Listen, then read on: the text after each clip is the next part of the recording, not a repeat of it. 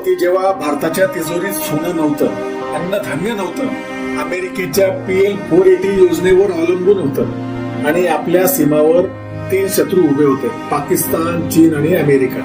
तो काळ होता 1971चा. भारताचं GDP फक्त $62 अब्ज, प्रति व्यक्ती उत्पन्न केवळ फक्त $114 आणि संरक्षण बजेट फक्त $2.26 अब्ज होतं.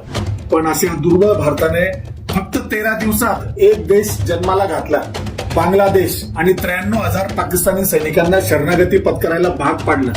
आणि हो, अमेरिका जगातील सर्वात बलाढ्य देश USS एंटरप्राइज युद्ध नौका घेऊन भारताच्या दिशेने आली होती, तरीही भारत झुकला नाही.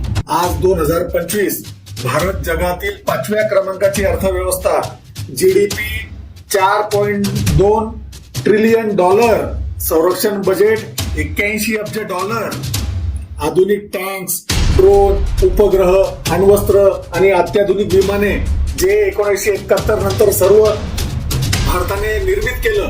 पण तरीही पाकिस्तानने घुसखोरी केली, चीनने पाकिस्तानला समर्थन दिलं आणि भारताने युद्ध थांबवलं केवळ अमेरिका आणि मित्र देशांच्या दबावामुळे. प्रश्न असा उभा राहतो, 1971च्या कमकुवत भारताने युद्ध जिंकले आणि 2025च्या बलाढ्य भारत शांत का राहिला? त्याने आपल्या नांग्या का टाकल्या? तो का झुकला? तेव्हा अमेरिका समोर भारत झुकला आणि जेव्हा कमजोर होता, मग आता का झुकावं लागेल? याचं उत्तर मिळणं फार गरजेचं आहे. कमजोर भारत विजयी कसा झाला आणि बलाढ्य भारत झुकतो कसा? हे केवळ युद्धाची कथा नाही, हे नेतृत्वाच्या अंतराची गोष्ट आहे.